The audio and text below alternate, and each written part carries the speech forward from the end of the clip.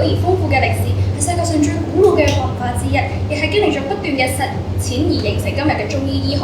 佢經歷咗2000幾年嘅臨床考察啦，體現咗中國文化嘅傳統及健康嘅價值觀。咁佢嘅辯題所討論嘅即係中醫學嘅歷史，指嘅即係我哋了解中醫嘅發展過程，唔單止講緊嘅係輩分佢哋嘅朝代年份啦，更加重要嘅係從中明白咗中醫理論係點樣通過古人幾千年嘅考察實驗總結出嚟呢一套豐富嘅經驗。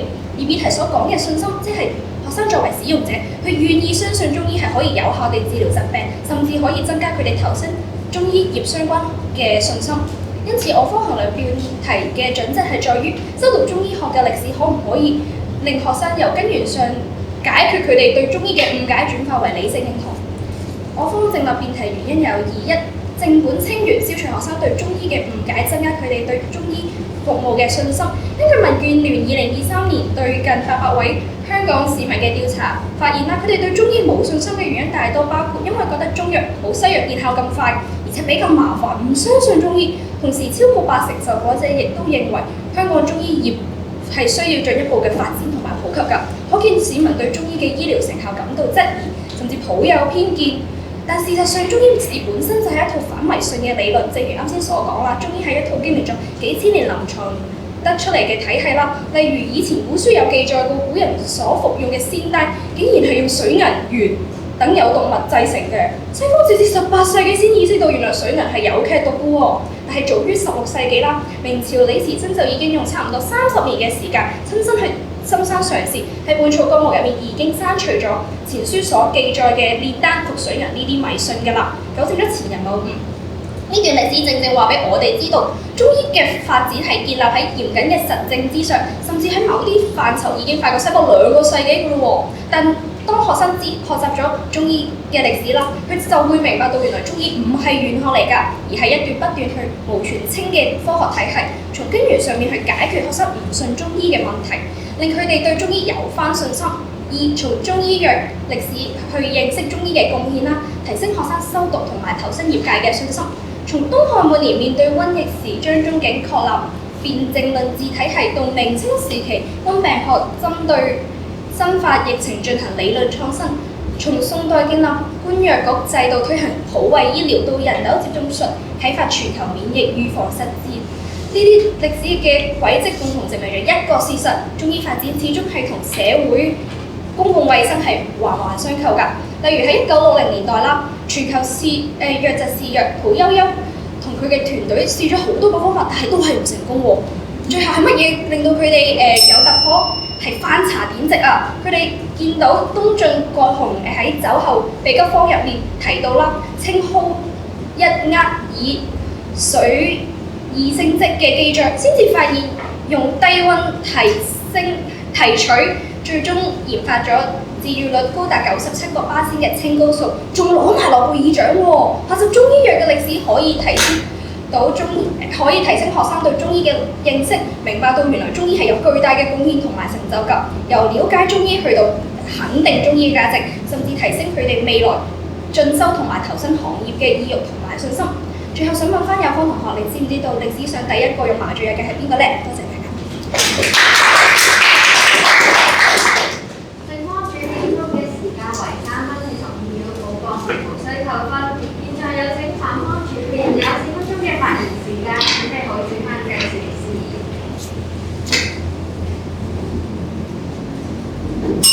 主席、評判、有方同學在座各位大家好。有方一開辯發係兩大錯誤。第一，直線邏輯，有方以為學多咗歷史等於提升信心，但有方從來都冇交代過兩者係咩直接關係，讀完又可以提升幾多呢？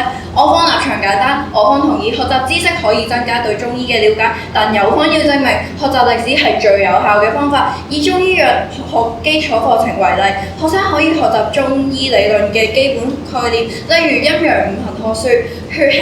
學生又可以學習中醫診斷疾病方法，包括望聞問切，直接應用於日常睇中醫同埋中醫嘅溝通之中。但點解有方偏偏要學生學習幾千年嚟中藥嘅起源、發展、產地、採集、炮製等知識？因此，有方要正立辯題，唔可以單單證明學多咗等於有信心，而係要比較中醫藥史係咪比其他知識更可以提升中醫嘅信心。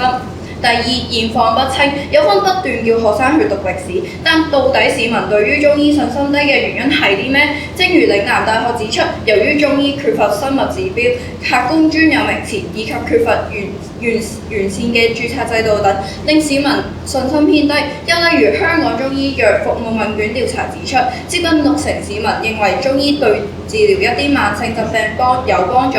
可見由於市民嘅誤解，所以市民只會依靠中醫醫治慢性病，並非所有疾病。反問有方，機制問題、醫療方法誤解，可以點樣透過知道人參嘅產地、採集同埋炮製等知識而重拾信心？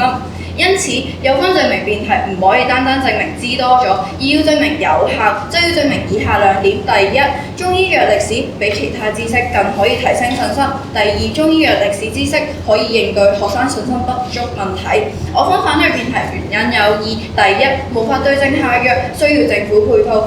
普遍市民對於中醫信心不足，源於制度問題，所以2018年政府將中醫藥納入香港嘅醫療系統，訂立整全嘅政策，投入更多資源發展中醫藥服務，包括增加18間中醫診所暨教研中心，為市民提供有質素嘅中醫服務。最終，隨住政府嘅配套不斷完善，市民嘅信心大幅增加。正如香港教育大學社會科學與政策研究學系指出，中醫嘅使用率由2成6增加到佢現時嘅4成半，可見改善制度先係真正嘅對症下藥，提升市民信心不足問題。點解又要靠歷史教育呢？第二，歷史教育間接，信心成效存疑。中醫藥歷史只係陳述緊事實，但係點解會增加信心呢？以李時珍嘅《本草綱目》為例，只係描述緊草藥嘅特徵，例如採集過程，到底點樣先可以提升信心？簡單類比，如果我哋修讀基督教歷史，等唔等於會增加對於耶穌嘅信心呢？所以真正可以提升信心嘅唔係歷史，而係亞府民調指出，選擇藥物嗰陣時，有50%人同意要有安全性，2成人係功效，反映教育學生藥物成效比歷史更加直接而且實際。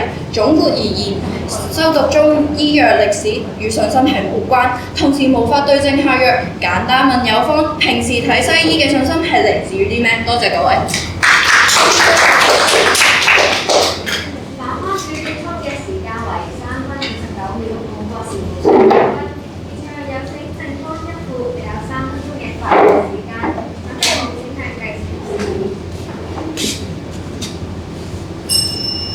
主席、評判有方同學，各位大家好。剛才我方主辯問有方同學知唔知歷史上第一個使用麻醉藥嘅係邊個？但有方根本答唔到。其實我哋正正就係一個活生生嘅例子。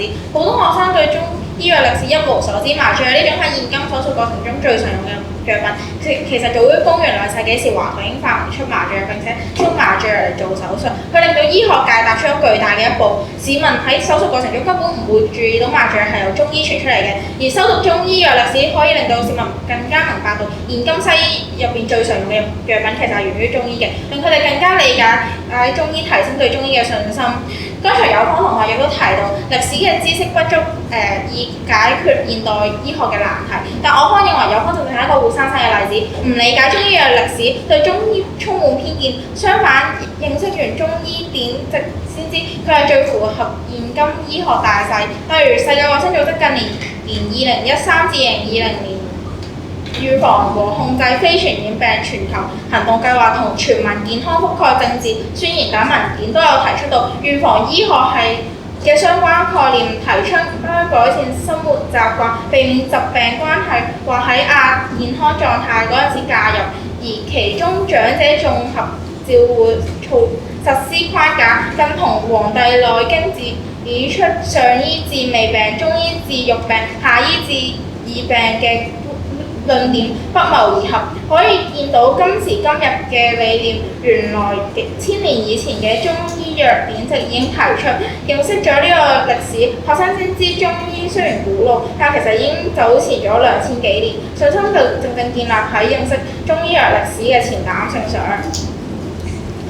其實有方同學有冇諗過點解市民會唔信中醫？香港中文大學中醫學院講師李月榮博士就指出咗，市民對於中醫嘅誤解多數係源於因為覺得中醫故弄玄虛，欠缺科學根據。的確，如果睇翻《黃帝內經》嘅記載，講到陰陽者萬物之能始也，似乎真係好難理解。但係修讀歷史正正係話俾學生知，我哋唔可以以今非古，陰陽五行其實正係古人喺缺乏實驗工具嘅情況下，經過千年臨床經驗建立出嚟嘅一套宏觀邏輯理論。當學生透過歷史明白咗個緣由，就會知道呢個唔係迷信嘅另一種科學。歷史亦都打破咗中醫唔識急救嘅偏見。根據香港教育大學2021年嘅研究發現，市民誤以為中醫唔識處理嚴重急性病，但係其實中醫喺急症上已經累積咗大量嘅實戰經驗。喺唔同嘅醫書入邊都有提到，現今嘅心肺復甦方式，修讀歷史就可以令學生知道，中醫唔係淨係識煲湯調理，喺關鍵嘅時刻係可以救命，打破咗萬中來嘅偏見。學生最後想問有分學，如果我哋今日想了解一隻中藥嘅功效，可以點樣做？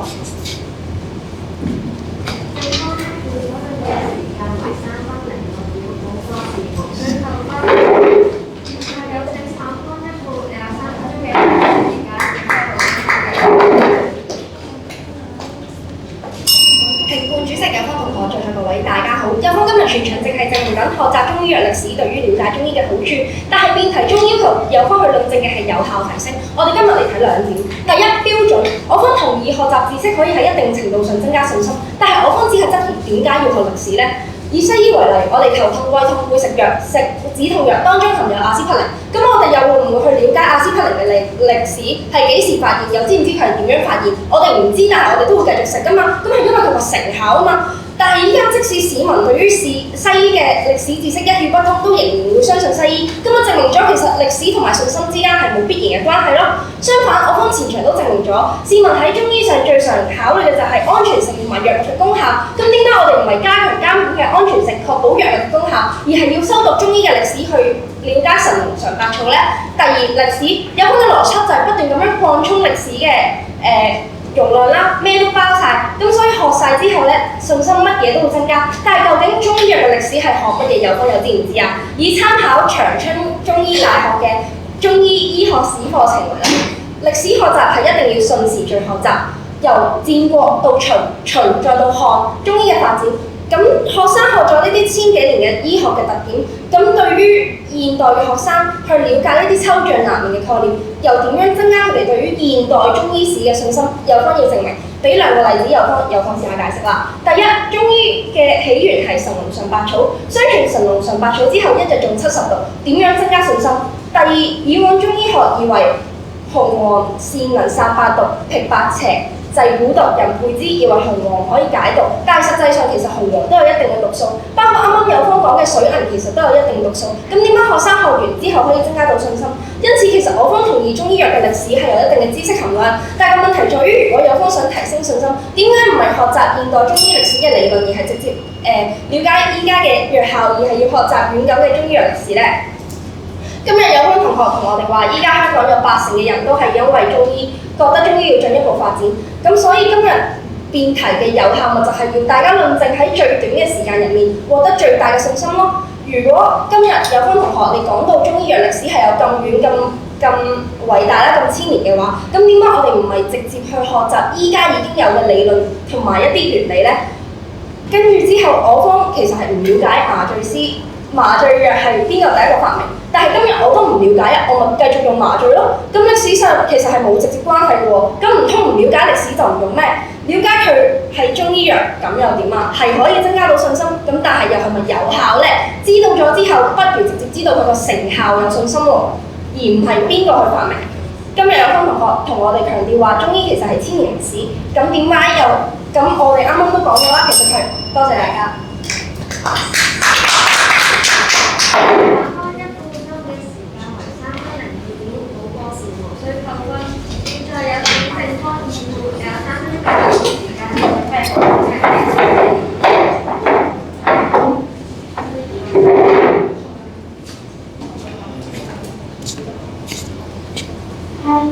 請。主席、評判長各位大家好，有嗰度喺主辯嘅時候已經講到，我方嘅論證站係要論證修讀中醫嘅歷史係最有效提升學生嘅方法。但我想問有個同學啦，今次嘅辯題邊一個字有罪嘅咧？因為有個同學搞唔清辯題係第一個點，第二有同學主辯同我方嘅對現時嘅現況不知，第二個同學講到啦，其中一個原因係市民唔熟悉中藥嘅專有名詞嘛。但我想問有方同學啦，今日如果學生喺課堂入面修讀中藥嘅歷史，咪正可以從歷史中學習相關嘅中藥名詞，咪可以解決有我所講嘅問題咯。有同學一副其實同我哋講到啦，我方對歷史嘅定義係乜嘢都包晒，冇錯。我方喺主面講到啦，歷史係學緊中藥嘅發展史。但係有同學其實主面上又講到啦，而家我哋學習歷史之後，採集啦、產地啦、炮製方法根本就唔足以。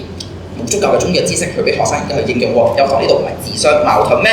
有同學不斷問啦，點解歷史教育尤為重要？而家我答你啦，因為歷史唔係古仔，而係顯示中藥一路演變、自我驗證嘅教材。學生讀中醫藥歷史，先可以睇到理論點樣經過千年嘅臨床實踐而形成，中藥點樣透過科研認證同埋專業制度一步一步建立根基，學生先會明白得到中藥係一門扎根喺實踐與時並進嘅醫學體系，而唔係一成不變嘅老傳統啊嘛。具體嚟講，用歷史做主持嘅教學，先可以學生喺一個有源頭、有事實根據嘅框架入邊實施學習中醫，只要令佢哋明白得到中醫嘅可信度係嚟自長期嘅積累，從而培養出對中醫穩固嘅信心啊嘛。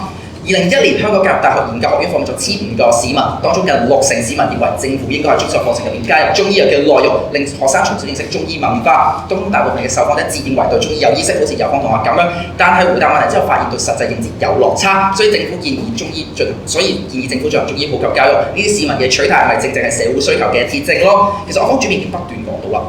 學習中醫嘅歷史唔單止係學習知識，更加係點燃學生投身中藥行業嘅火種。通過認識中醫對社會多年嘅貢獻，學生先可以建立信心啊嘛，產生呢個行業值得我投入嘅決心。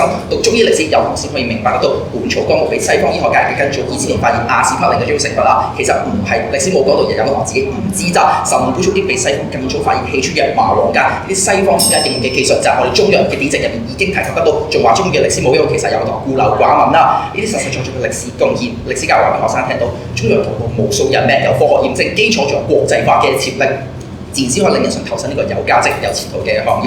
簡單嚟講，歷史嘅意義係在於俾學生睇到中藥唔係僵化嘅學問，係幫學生讀到古代醫師點樣面對疫症，點樣將經驗升華成理論，點樣同現代科學對話嘅時候，佢哋學到嘅係有血有嘅故事，正係燃點佢哋對中藥興趣嘅火種。學生讀歷史嘅時候，發現自己學習嘅唔係過去，更加一條通往未來嘅活路，係一條前人用實踐同埋經驗通成嘅路。由興趣引動歷史，由歷史引動興趣，由興趣帶動投身，由投身凝聚信心。呢個唔係最自然、最有力嘅教育咩？市民期望嘅正正係咁樣嘅教育，唔係要學生盲目撐中醫，而係透過歷史教育俾佢哋明中醫、認同中醫、敢於傳承中醫嘅信心。多謝各位。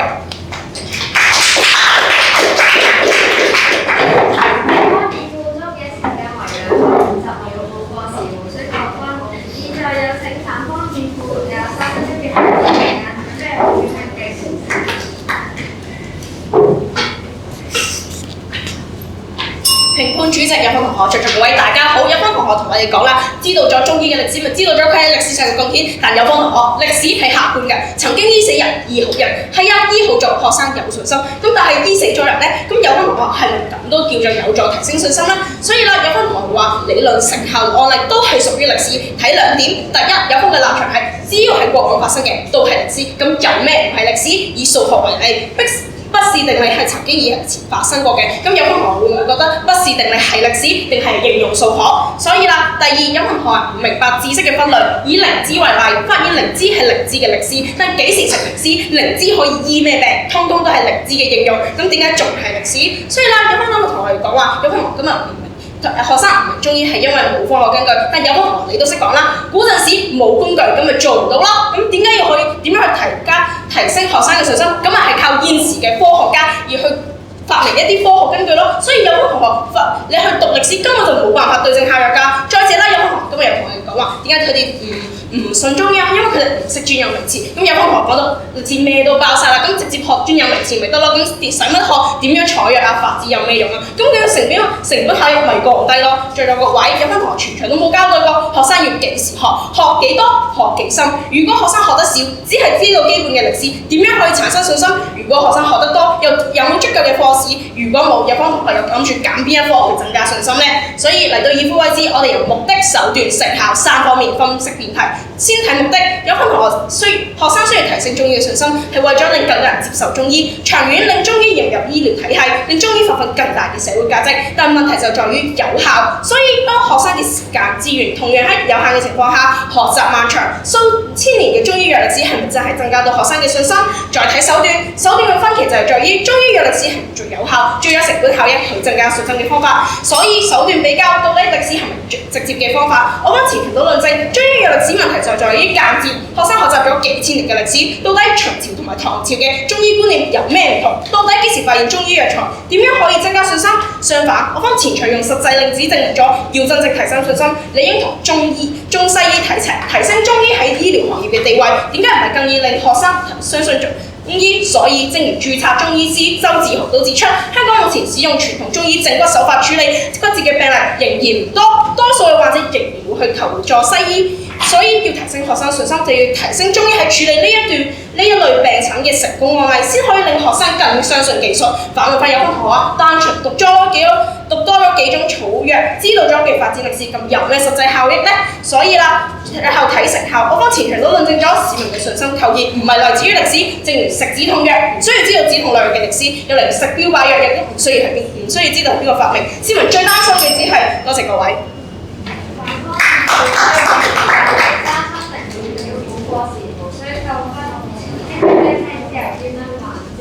如果啱啱同學對法規同問題之後有接觸障礙，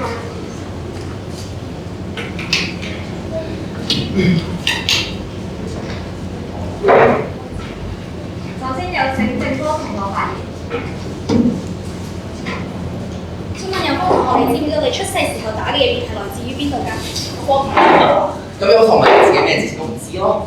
咁有方同學想問有方同學，知唔知道普遍人知唔知道阿司匹林嘅歷史啊？阿司匹林嘅就係我哋中藥已經記載咗，背咗光已經記載咗，佢中國係第一個發現嘅啦。咁你知唔知係幾時發明？邊個發現㗎？咁咪就係李時珍嘅背咗光已經寫到啦，李時珍發現。咁所以啦，係啦，有方同學知道咗啦，佢知道咗佢嘅歷史，但係而家現時啲人食阿司匹林係因為佢而家有成分，人哋食咗嗰啲有用嘛，了解咗歷史先有信心嘅邏輯。有方同學連阿司匹林淨係知道佢嗰個發明，咁佢發現佢嘅演變，有方同學又唔知，咁點解而家仲有人食啊？咁咪就我想問有方同學，你講到不是定理，我想問點解你會信不是定理啊？因為以前我做出嚟，我計啱條數就食啦。咁想問下有方同學，你嘅不是定理係咪從古代嘅先人嘅智慧度傳出嚟嘅？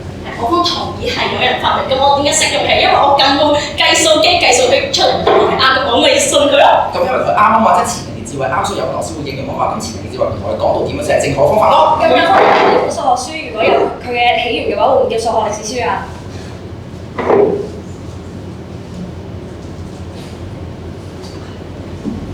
咁只要一日冇人推翻咗呢條定律係錯嘅，咁佢可以係歷史㗎。有方同學，我冇話佢錯啦，只係我信佢係因為我計啱條數，而唔係我知道佢係邊個發明啦。再問同學，有方同學，你知唔知道現時點解啲人唔信中醫？因為我方主編已經講咗問啲人就係覺得佢哋對中醫有大陸嘅黑板印象，覺得佢慢冇成效啊嘛。有方同學今日我話俾你聽啦，點解啲人唔信？根據中醫藥發展基金2021年嘅調查，佢哋唔信中醫嘅兩大原因，第一係覺得佢嘅治療成效慢，第二係覺得中醫診所偏遠。咁有方同學收到歷史又點樣對症下藥咧？咁咪點解有好多覺得治療慢？因為有好多根本就唔了解中醫嘅發展咯。其實有好多知道人工呼吸係中醫發明㗎。我方唔知道。咁咪即係有好多根本就唔知道咯。而家西邊個技術咁多急救化學嘅方法都係由中醫演變嚟㗎嘛，因為有個唔知，所以佢哋唔信咯。唔係有方同學，我信我係信人工呼吸，但係因為係西醫佢用人工呼吸醫到人，佢有成效，我先信佢，唔係因為我知道咗邊個醫嘛。所以有方同學，你一點我方就唔成，你一點又唔成。我嚟講西醫有成效，我方都唔反對西醫口有成效，但係一方點樣論證西醫成效代表中醫口有成效先冇效咧？係啦，有方同學，今日咧有方同學所講，學生讀嘅係有醫療或者成功嘅案例啦，但點解唔係要學生要今時今日現時嘅例子，先係更貼合現時嘅需求咧？有同中醫嘅精髓同西醫仔，因為中醫有千年嘅傳承啊嘛，你而家將歷史同埋中醫割裂咗，咪將中醫最精華嘅部分割裂開嚟咯。咁有方同學，你覺得係咪西醫冇歷史先？我覺得冇個西醫冇歷史啊，有方同學又知唔知道西醫幾時發明㗎？我方就係唔知道，我見到佢而家有成效，我先信佢啦。所以根本就唔關歷史事，所以呢點我方先確立，知唔知道歷史同埋信心有幾多係毫無關係。就係可能自己乜嘢都唔知道歷史啊嘛，咁今日仲點樣討論呢個議題啊，方同學？唔係，我方今日係講收到中醫歷史，提升我哋嘅信心啊。但係今日我提升信心，就係話俾你聽，現時啲人偏遠係要靠政府嘅醫療體制啊嘛，醫療體制落手，點解唔係更能夠對症下藥？我方冇話話醫療體系無論係大家今日論證唔到點解我哋呢度唔得啊嘛？我方唔反對嘅方案有效，但點證明我方話係無效咧？唔係，但係有方同學，咁你話俾我聽啦。如果收到中醫歷史，佢要企喺邊一個角色，佢要做到啲咩成效？咁有冇民調成功？有人話俾你聽，係有呢啲人係因為佢唔識歷史，所以佢唔去信中醫啊。有同我哋今日討論就係一個先驅者嘅角色去創新啊嘛。如果咩都唔知嘅話，咁你知唔知以後會發生咩事？我哋唔知啊嘛，但係我哋就係一個前驅者嘅角色啊嘛。所以有方同學唔知啦，唔知道邊個歷史係完全冇關係㗎，係因為現時啲人話俾我哋聽，而家做呼吸有科學理論，我哋先信啊嘛。咁今日歷史學歷史，你歷史點樣話俾你聽有呢啲？有同今日以前嘅同你講嘅咩？佢同你講以前嘅理論咪就係同你講緊以前嘅歷史咯。有可能你自己都承認咗咯喎。咁今日同今日條件係有咩關係咧？有個都承認咗歷史可以講俾你聽，你信到啲人，即係提升到你對嗰個人嘅信心啦。有時候已經通過歷史提升到信心咯，仲證明到變態係咁咩？咁即係有分同學覺得由戰國時期開始修讀歷史係快過政府直接落規管。有個我方去無效㗎，你都要講到明啊！我方變態係講緊中醫嘅歷史啊嘛。今次於有同學我哋講讀緊咩法，或者有可能已經證明咗歷史係有效啦。咁究竟歷史同埋監管制度邊個可以有效咁樣提升學生對中醫嘅信心啊？我冇要意見，因為今日將我哋揀一隊位入邊，將所有嘅政策拉晒出嚟，我哋揀個最好嘅選擇。但係不過今日都論證到點解呢樣無效啊嘛？我方都話唔反對嘅方案係有效㗎。咁所以今日你咪證明唔到其實修讀中醫歷史係而家最有效提升學生對中醫嘅信心咯。咁我都話唔係最有效方法，係有效方法啊！我剛才你講到會投身咗你嘅信心啊，增加你投身研究嘅信心，咁樣咪證明咗咯。唔係咁，有方同學，我哋今日同你講修讀中醫藥歷史，咁根本現時啲學生佢嘅誤解就唔喺度，佢嘅主流原因就唔係因為佢唔讀歷史，係因為佢遠啊嘛。咁由政府體制基礎，直情將嗰5成人啊，直接將佢搬近啲去就，咦？點解唔係更好啊？有個主編又話你有好多個原因，例如佢哋唔熟習專有名詞。而家我講到啦，將所有原因都歸咎為地方遠過入頭，係咪自相矛盾啊？嗱，有方同學今日話俾你聽啦，根據中醫藥基金會2021年調查指出，其實覺得唔科學，有誤解一項，有誤解嘅市民就係得7個百分比嘅啫。今日有方同學覺得呢7個有病係有效，咁有方同學今日嘅論證標準有冇咁低啊？有個誤解唔代表係淨係話佢哋唔科學，你可能我所講嘅中醫嘅成效慢都係一個誤解嚟嘅喎。咁由識嘅中醫成效慢咁，我方係承認中醫成效慢，係因為佢要從身體去調理身體佢先慢啦。咁我方又冇話佢唔會㗎。因為我講咗好多次喎，中藥唔係淨係調理身體啊嘛。咁我哋聽我方講嘢咧。跑方時間用咗。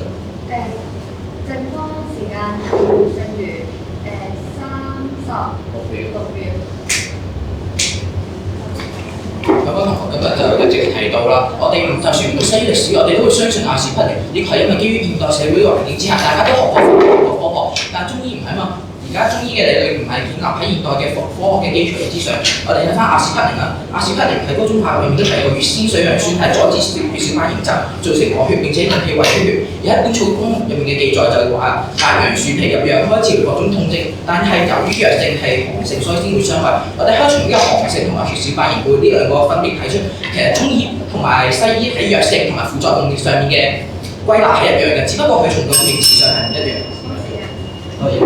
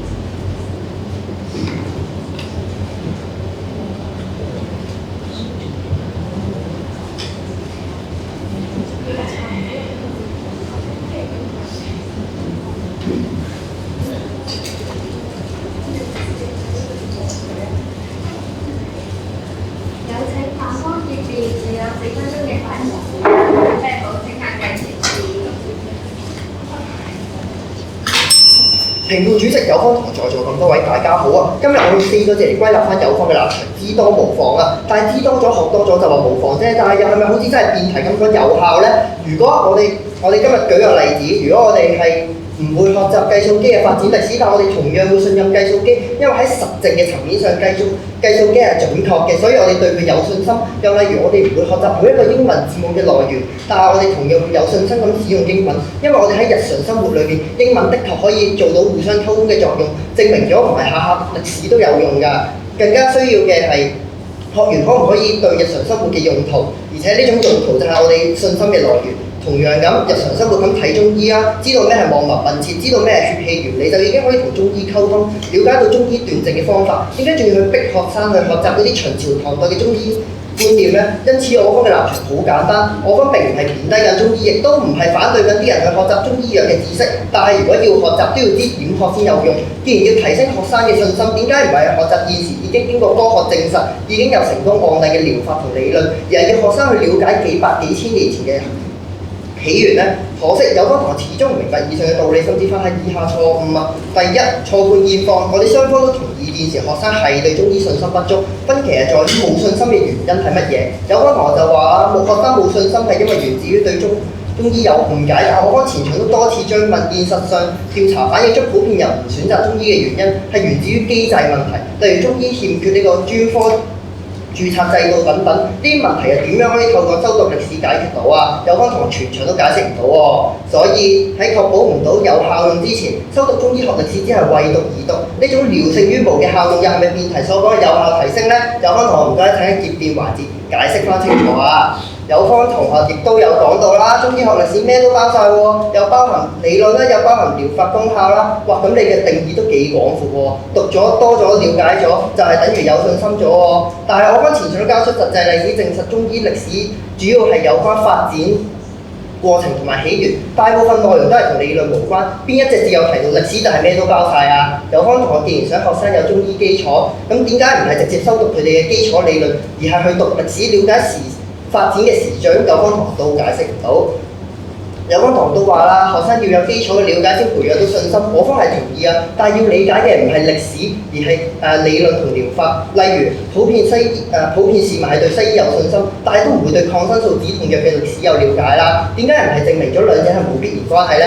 第二啊，錯誤定位，我方需要強調嘅係學習歷史唔係一文不值，但係佢嘅作用係咪增加信心呢？事實上，歷史作用往往係為咗深入鑽研中醫嘅人補充背景知識、發展過程同埋起源。但係對於一般學生而言用處唔大，我哋上堂嘅課時都有限啦。相反，我哋要增加學生嘅信心，最直接嘅方法就係從根源入手。既然學生而家係擔心中醫藥係冇完整嘅註冊制度，政府咪去完善佢嘅制度，俾佢哋有信心咯。所以我方先確立修讀歷史唔可以對症下藥，無助增加信心。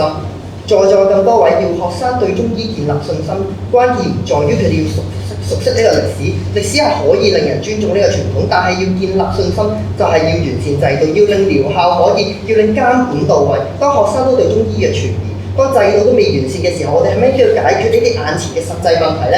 我方始終都相信真正嘅信心係唔係嚟自於典故，而係要用數據同實證去論證。多謝大家。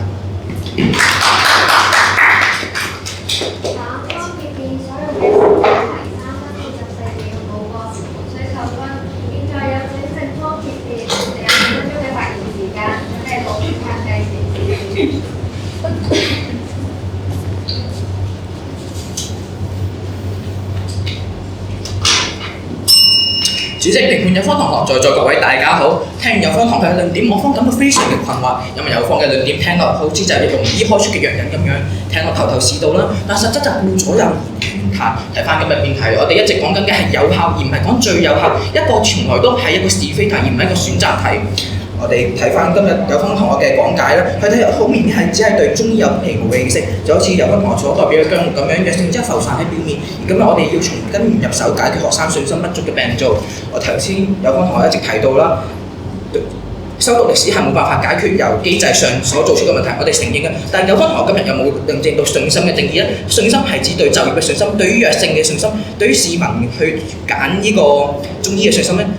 但我哋睇翻個辯題，我哋一直講緊啲係學生而唔係市民選擇去揀中醫。古語有云啦，就前人種樹，後人乘涼。中醫就好似一棵已經發展咗2000年嘅大樹咁，我哋係見到佢高聳入雲嘅樹枝啦。同埋遮天蔽日嘅枝葉啦，係證明佢好有效。但係我哋唔知點解佢可以存落喺大地上面，就係因為我哋唔知道佢嘅根。中醫藥嘅根源係被埋藏喺歷史嘅塵土之下。我哋要去了解歷史，唔係話要做一個歷史學家，唔係知邊個寫邊個本書，而係了解佢嘅理論體系係點樣一步步由最初嘅玄學咁樣發展出嚟而家嘅科學度。而家大部分人都因為冇了解過歷史，就斷定佢喺常理上、喺科學上唔可能存在，甚至一直都有住一啲片面嘅了解，即係例如仙丹、服水人或者係其他嘅一啲迷信嘅偏方。但係佢冇辦法，我哋冇辦法去無視嘅係中醫藥已經喺中華大地上立足咗2000幾年，呢樣不可否認嘅事實。如果因為唔了解中醫就作出錯誤嘅判斷，唔相信中醫，就會先至唔相信中醫。如果想要提升學生對中醫嘅信心，就應該俾佢哋了解翻中醫真正發展嘅歷史，從錯誤到去糾正，了解翻真正嘅中醫藥。